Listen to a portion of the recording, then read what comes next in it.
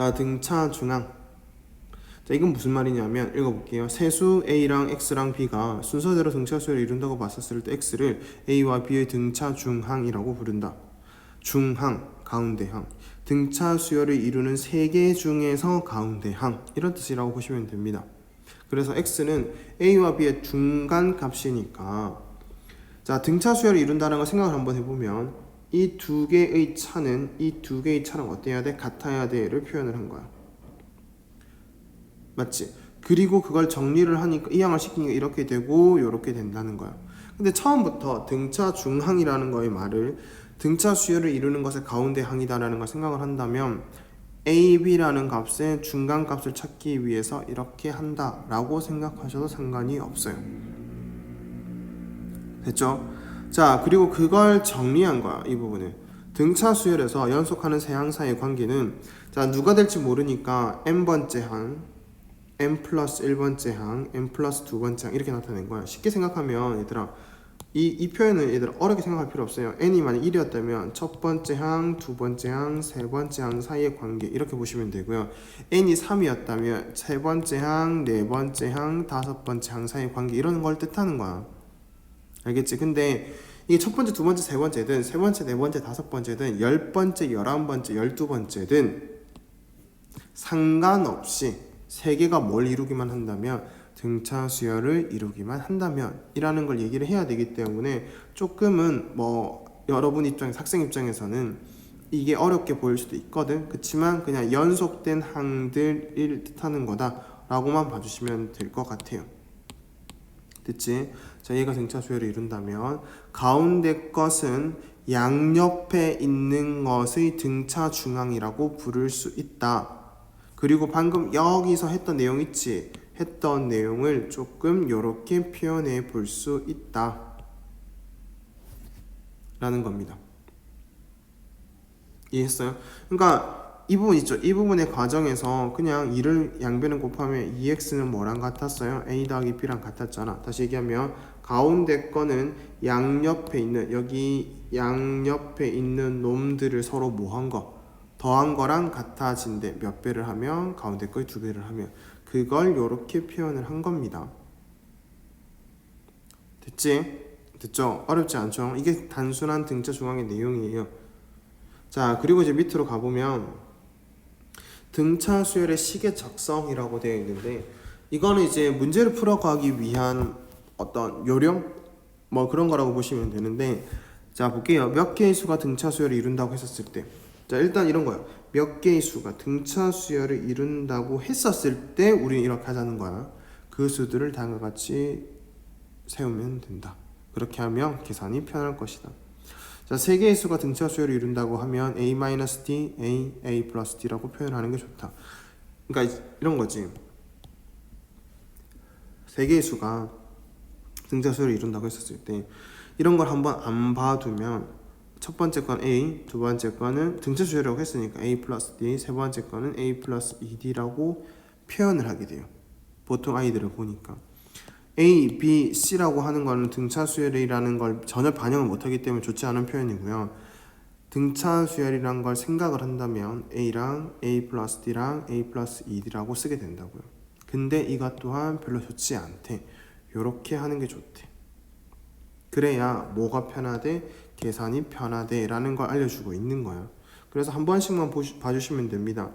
이렇게 했을 때 뭐가 편한 거냐면 결국 a-d랑 a랑 a 플러스 d를 했을 때는 세 개의 합이 얼마가 되니까 3a가 되니까 d 값이랑 상관없이 a 값에 대한 걸 얻어낼 수 있는 거거든. 그런 의도에서 저렇게 표현하자는 거고요. 그럼 4개가 됐었을 때는 a-3d, a-d, a 플러스 d, a 플러스 3d라고 나야만 간격도 일정하면서요. 간격도 일정하지 2dc. 맞지? 간격도 일정하면서 그리고 이 4개를 다 합쳤을 때 A만 남게 돼서, 즉 4A만 남게 돼서 무언가를 구하기 쉽더라 라는 얘기를 하는 거야. D씩 해버리면 이렇게 표현하기 힘들잖아요. 공체가 D씩. 그래서 공체가 2D씩 해서 표현을 나타낸 거다. 5개일 때는 다음과 같이 한번 해보자 라는 걸 얘기를 한 거고, 이게 뭐 등차 수열이라는 것에서 굉장히 중요한 내용입니까? 라고 물었을 때는 그렇게까지는 아니에요. 그냥 저렇게 표현하면 계산이 편하다라는 거고 계산의 편의를 위해서만 기억해 두시면 됩니다. 됐을까요? 자, 그래서 한번 정리를 하자면 지금 이 세 번째, 네 번째에서 배운 내용은 그냥 이런 것만 생각하시면 됩니다. 등차 중항이라는 걸 배웠다. 등차 중항이라는 걸, 아이고, 글자가 등차 중항이라는 걸 배웠다. 등차 중항은 뭘 뜻하는 거다? 등차 수열을 이루는 게 세 개가 있다고 봤었을 때 그 세 개의 항 중에서 무엇을 뜻한다? 가운데 항을 뜻한다. 자, 그래서 A1, A2, A3, A4, A5, A6, A7 이렇게 이 7개의 항들이 등차 수열을 이루고 있대요. 그러면 얘들아, 그러면 DC 커지고 있는 거거든. DC 커지고 있는 건데 이때 내가 3개의 등차 수열을 이루는 걸 골라냈대. 다시 얘기하면 A3, A4, A5 이 3개를 골라냈대. 그때는 4, A5 이때는 누구를, 맞아요, 이 A4를 뭐라고 부를 건데 등차 중항이라고 부를 건데, 맞지? 이 A4는 A3 값과 A5 값의 가운데 값이래. 왜냐면 DC 커지고 일정하게 커지고 있었으니까. 그러면 이렇게 표현을 할 수 있더래. 또는 A4랑 A3의 차가 A5랑 A4랑 차랑 같다라고 표현할 수 있더래. 그치만 이렇게 하지 말고 이제부터 다음부터 그냥 바로 A4에다가 몇 배를 하면 2배를 하면 양옆에 있었던 A3과 A5를 더한 거랑 같더래 라고 나타내보자 라는 걸 아까 배운 거고요. 여기서 하나만 더 나아가면 등차 수열을 이루는 세 수에 대해서 다루고 있는 게 등차 중항이라는 거잖아. 그치? 그래서 학생들이 좀 쉽게 착각하기 쉬운 게 꼭 연속된 세 개만 갖고 되더라 라고 생각을 하시기 쉬운데 그런 건 아니에요. 등차 수열을 이루는 세 개 갖고 하는 거야. 그렇기 때문에 선생님 만약에 A2를 뽑았어, A4를 뽑았어, A6을 뽑았어. 그러면 얘네들은 2D씩 커지고 있는 거거든요. 여기가 D씩 커지고 있었다면, 됐지? D씩 커지고 있었다면 여기는 이제 2D씩 커지는 거거든. 맞지? 그러니까 이것 또한 무슨 수열이야? 등차 수열이야. 그래서 만약에 A2랑 A4랑 A6을 갖고 한다고 했었을 때도 이 내용이 다 돼요, 안 돼요? 다 성립하지. 맞죠? 천천히 생각해 보시면 다 성립한단 말이야. 그래서 이것도 마찬가지로 뭐라고 써도 된다? A4를 2배를 했더니 A2랑 A6을 더한 거랑 같더라. 됐지? 그래서 결국은 중요한 거는 그러니까 등차 수열 2개를 더한 거가 있었다면 그게 꼭 이웃한 것들끼리의 관계가 아니더라도 간격이 일정하다면 등차 중항의 내용을 써서 표현할 수 있다야. 알겠죠? 무슨 말인지 이해하신 거 맞죠? 그래서 그냥 선생님 A3 더하기 A7이라고 썼었을 때 우리 뭐라고 표현할 수 있으면 된다? 2A5라고 표현할 수 있도록 연습만 하시면 됩니다. 이게 등차 중항에서는 제일 중요한 겁니다. 알겠죠? 됐죠? 자, 그리고 이제 밑에 있는 거는 그냥 등차 수열의 시계 작성이었기 때문에 굳이 뭐 내용을 정리하진 않을게요. 자, 그렇게 알고 기억하시고 넘어가면 될 거고, 자, 이 앞에 썼던 등차 수열의 내용과 지금 여기서 했던 등차 중항의 내용까지 잘 기억하시고, 그리고 자기가 스스로 정리해보는 습관이 있어야 돼요. 그래야 자기게 되거든. 알겠지? 그럼 이어서 이제 문제풀이도 같이 볼게요. 자, 예제 1번부터 좀 보시면 등차 수열 A의 일반항을 구하시오라고 되어 있는데 일반항을 구하는 방법은 몇 가지가 있다? 두 가지가 있다. 첫째 항 더하기 n-1d로 할 수도 있지만 어떻게 쓸 수도 있다? dn 공차 곱하기 n 더하기 무언가가 있는 몇 차식 1차식을 생각해가면서 볼 수도 있을 거다. 근데 선생님은 이걸 추천을 한다라고 했으니까 밑에 방법을 한번 연습을 해볼게요. 다섯 번째 항이 8이래요. 그 다음에 여덟 번째 항이 26이래. 그러면 자, 몇 개 항의 차이가 나요? 그치? 3개 항의 차이가 난단 말이야. 그래서 값을 한번 빼보면 26-8인데 이게 몇 D라고? 3D라고. 그치? 그럼 D가 얼마인가 알 수가 있어서 6이라는 걸 알 수가 있겠지. 그럼 이제 생각을 하는 거야. 등차 수열 AN이라고 하는 건 1차식인데 무조건 공차 곱하기 N 형태로 시작돼야 돼. 근데 다섯 번째 항이 얼마래? 8이래. 5를 넣었더니 8이 나와 있는데 지금 5 넣어보면 얼마 나와요? 30 나오거든요. 그럼 8 나오기 위해서는 얼마를 해줘야 되겠다? 마이너스 21을 해주면 되겠다. 이런 식으로 생각하시면 됩니다. 똑같이 가볼게요. 자, 네 번째 항에서 10번째 항까지는 몇 D? 6D. 근데 그게 차이가 얼마만큼이라고? 마이너스 10에서 2만큼 뺀 거라고요. 그러니까 D가 얼마인 걸 알 수가 있다. 마이너스 2라는 거 알 수가 있다. 그러면 이때의 등차수열 AN은 뭐라고 쓰자? 마이너스 2N이라고 쓰자. 근데 4를 넣었을 때 네 번째 항이 2가 나와야 된대. 다시 말하면 지금 여기다 4를 넣으면 마이너스 8 나오잖아요. 근데 2가 돼야 된다잖아. 얼마가 더 있어야 되겠다? 10이 더 있어야 되겠다. 이런 식으로 만들면 솔직히 선생님 생각할 땐 이것보다 더 낫다라고 보거든요. 알겠죠? 됐습니까? 자, 그 다음에 예제 2번도 볼게요. 첫째 항이 88이고 공차가 3인 등차 수열에서 라고 되어 있습니다. 이제 우리 이걸 딱 보자마자 이 등차 수열에서를 보자마자 뭐라고 생각할 수 있는 거야? 맞습니다. 마이너스 3n이고요. 1 넣었을 때 값이 마이너스 3인데 88이 되고 싶어 플러스 91 이렇게 쓰면 되겠지. 자, 이런 수열이 있는데 처음으로 음이 되는 항은 몇 번째 항이냐고 물은 거지. 그러니까 생각해보면 얘 같은 경우는 나열 한번 해볼게요. 나열을 한다고 치면 이런 거야. 자, 88이 첫 항인데 마이너스 3이 공차기 때문에 계속해서 마이너스 3씩 작아지고 있는 수열이 있었던 거지. 그러면 작아지다 보면 언젠가는 뭐가 되겠다? 음수가 될 수 있을 거 아니야. 그때 그 음이 되는 게 언젠지를 찾자라는 거야. 됐죠? 무슨 말인지 알겠지? 자, 문제 풀 때는 얘들아 굳이 나열하지 않아도 이게 무슨 말인지 알기 위해서 한 거긴 한데 문제 풀 때는 그냥 바로 푸시면 됩니다. 3n 플러스 91이라는 게 일반항이야. 모든 항을 나타낼 수 있는 일반항이라고요. 그러니까 이걸 가지고 모든 항의 값을 찾을 수 있는데 뭐가 되는 거 찾자고요? 그치? 음이 되는 거 찾자. 그냥 이거 푸시면 돼요. 그러면 이제 넘겨줘서 풀면 자, 옆에다 바로 쓸게요. 자, 3n으로 될 거고 91이었는데 3을 나눠줘. 그러면 다음과 같이 되겠지. 됐나요? 그럼 n이 3분의 91보다 클 때 그때는 전부 다 음이 된다라는 건데 제일 첫 번째 음이 되도록 하는 처음으로 음이 되도록 하는 걸 찾는 게 목적이었기 때문에 뭐라고 해주면 되겠다.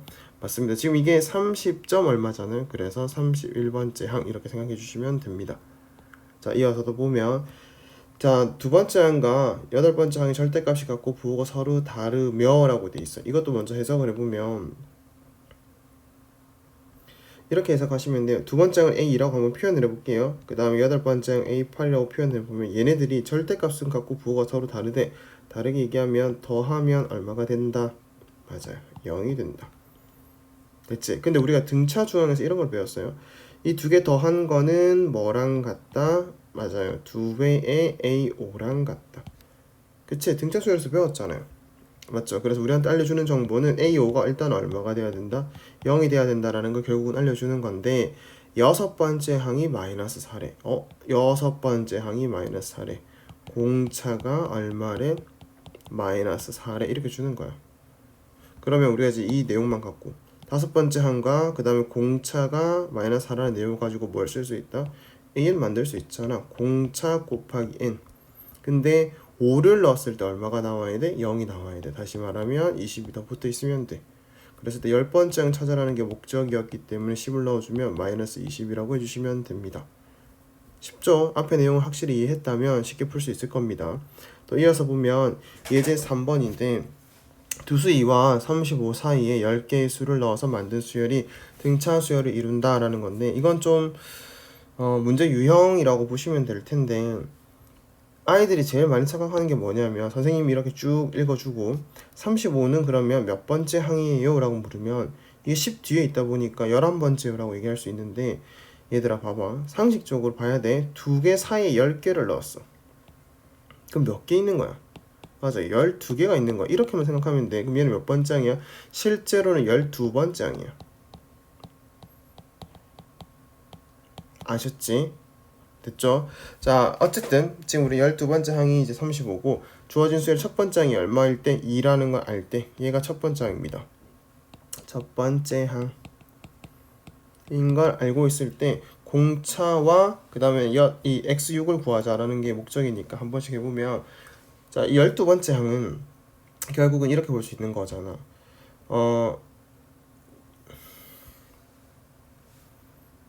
12번째 항은 결국 이렇게 볼 수 있는 거지. 우리가 처음 배웠던 그 개념을 보시면 이 35라는 건 결국은 얘들아 첫째 항 1호부터 공차를 몇 번 더한 거다? 맞습니다. 11번 더한 거다. 이렇게 푸시던가 아니면 35랑 2는 결국 빼주면 몇 개의 공차가 생겨나야 된다. 11개의 공차가 생겨나야 된다. 식으로 보면 어차피 똑같은 거지. 맞지? 편한 대로 하셔서 구해주면 공차는 얼마라는 걸 알 수 있다. 3이라는 거 알 수가 있을 거다. 됐나요? 자, 그럼 이제 x6이라는 건 보세요 얘들아. x6이라는 건 이 식 전체에서 봤었을 때는 몇 번째 항일까요? 7번째 항이지. 그러면 공차 아니면 첫째 항 1호부터 공차를 몇 번 더하면 되겠다? 6번 더해주면 되겠다. 됐나요? 이건 굳이 일반항을 구할 필요가 없는 문제이기 때문에 또 뭐 an 찾고 나서 그 다음에 뭐 7을 넣는다 이런 거 생각할 필요 없이 첫째 항으로부터 공차를 이게 공차였지? 공차를 몇 번 더했다? 6번 더했다 이런 개념으로 보시면 됩니다. 됐나요? 그래서 답은 20이라고 해주시면 되겠지. 자, 여기까지 잠깐 놓고 얘기를 해보면 우리가 배운 게 다양해요. 그러니까 뭔가 수학을 한다고 했었을 때 무조건 이렇게만 해야 된다 아니면 이렇게 해야 된다라는 걸 정해두지 마세요. 그냥 상황에 맞춰서 쉬운 걸 하시면 되는데 예제 1번 같은 경우 할 때 A에는 선생님이 이렇게 하지 말라 그랬잖아. 근데 그래놓고 이러고 있잖아. 무슨 말이냐면 이때는 이것보다는 난 이게 낫다라고 얘기를 하는 거고 예제 3번 같은 경우는 굳이 저기 일반항을 구할 필요 없으니 그냥 바로 이렇게 풀고 넘어가면 된다 이런 얘기를 하는 거고요. 예제 2번 같은 경우는 선생님 저는 이렇게 안 풀 건데요 라고 하시는 분들은 안 하셔도 됩니다. 그냥 앞에 했던 내용을 그러니까 앞에 있던 내용은 결국은 선생님이 생각하는 걸 알려드린 거잖아. 그래서 나는 자연스럽게 이렇게 생각이 되는데 학생들이 혹시 그렇게 안 된다면 하나씩 하나씩 구해가도 되지만 이렇게 풀어가는 것도 있구나라는 걸 익히려고 노력은 한번 해보셔야겠지. 알겠죠? 자, 예제 4번 이어서 가보면 등차 수열을 이루는 세수의 합이 12고 곱이 48일 때 이들 세수를 구하시오라고 되어 있는데 앞에서 우리가 이런 얘기 잠깐 했어요. 등차 수열을 이루는 세 개의 수가 있으면 설정을 해야 되잖아. 그치? 근데 이렇게 A, B, C라고 설정을 하면 등차 수열 특징이 반영이 안 된다. 그렇기 때문에 보통 어떻게 두는 게 좋다? 가운데 걸 A 그리고 양옆에 걸 A-D랑 A 플러스 D라고 하게 되면 지금처럼 합이 주어졌을 때 얘네들을 쉽게 써먹을 수 있더라. 세 개를 다 합치면 무조건 얼마가 되니까 D가 없어지면서 3A가 되니까 A의 값을 쉽게 구할 수 있더라. 됐나요? 그러면 결국은 값이 뭐가 되는 거다? 4-D랑 그 다음 순서 좀 바꿨을게요. 4 플러스 D랑 그 다음 4인데 이 세 개를 다 곱한 것이 얼마가 됐더라? 48이 됐더라. 이렇게 보시면 된다는 거지. 약분 먼저 하시면 12잖아요. 그럼 16 마이너스 D 제곱이 12가 돼야 된다는 얘기가 될 것이고 자 D 제곱은 결국 4입니다. 그럼 D가 얼마이거나 2거나 또는 마이너스 2가 되는 거지. 됐지? 근데 여기서는 별로 의미가 없는 게 2든 마이너스 2든 만약에 2라고 잡았다면 이 숫자가 어떻게 되냐면 첫 장에 4라고 있기 때문에 4 마이너스 2 그 다음에 4, 그 다음에 6 이렇게 되는 거고요. 마이너스 2로 잡았다라고 치면 6, 4, 2 이렇게 되기 때문에 그 세수를 구하는 데 있어서는 별 의미가 없을 겁니다. 됐죠? 자, 2번도 마저 이어가 보면 3차 방정식 세근이 등차수를 이룰 때라고 돼 있는데 이 세 실근 있잖아요. 이거를 어떻게 설정해 달라? 지금 이분표입니다. A-D랑 A랑 A 플러스 D라고 설정을 해야 등차 수열이라는 게 잘 반영이 된다. 그러면 합을 구할 때 좋다 그랬는데 우리가 근간의 계수관계는 기억나죠? 여기 보시면 세근의 합이 얼마라는 거 알 수 있으니 6이라는 거 알 수 있으니까 3A 자체가 6이 돼서 이번에는 A가 2가 됨을 알 수가 있더라. 됐나요? 자, 그리고 근간의 계수의 관계에서 이 부분은 뭐였어요? 두 개씩 곱한 것의 합이었지. 그러면 A-D랑 A 곱한 거. 지금 A가 2라는 거 아니까 2-D랑 2를 곱한 거. 더하기 2 곱하기 2 플러스 D 한 거. 더하기 2-D랑 2 플러스 D 한 거. 세 결과가 얼마가 돼야 된다? 마이너스 4가 돼야 된다. 이렇게 푸시면 됩니다. 됐죠? 식을 조금만 정리를 하면 자 여기까지 먼저 계산을 해보면 D는 사라지잖아. 그치? 그래서 8. 그 다음에 이거를 마저 계산을 하면 4 마이너스 D 제곱이 마이너스 4다 이렇게 됩니다. 그러면 D는 뭐 아니면 뭐다? 4 또는 마이너스 4다. 이렇게 알게 될 건데 앞에서 봐서 알겠지만 뭐 세 개의 그 실근을 구할 때 4를 선택할 거냐 마이너스 4를 선택할 거냐는 차이는 그러니까 차이 별로 없다가 아니라 아예 없기 때문에 그냥 쉽게 4 갖고 이제 생각을 해보면 세 개의 수가 완성이 되는 거지. 됐나요? 그럼 A가 2라는 거 알고 있었으니 마이너스 2, 그 다음에 2, 그 다음에 6 이렇게 하시면 K를 구하라고 하는 거는 근과 계수의 관계에 의해서 근과 계수의 관계에 의해서 K는 세근의 뭐랑 같다? 곱이랑 같다. 그래서 마이너스 24다. 이렇게 구해주시면 됩니다. 할 수 있겠죠. 자, 그렇게 해서 간단하게 등차 수열에 대해서 배웠던 내용들을 이렇게 문제 적용하는 걸 보여드렸는데 어려운 거는 또 더 많이 생각을 하셔야 되겠지. 지금은 가볍게 예제를 알아봤다라고 생각하고 이제 등차 수열의 합이라는 개념을 배워보도록 할게요.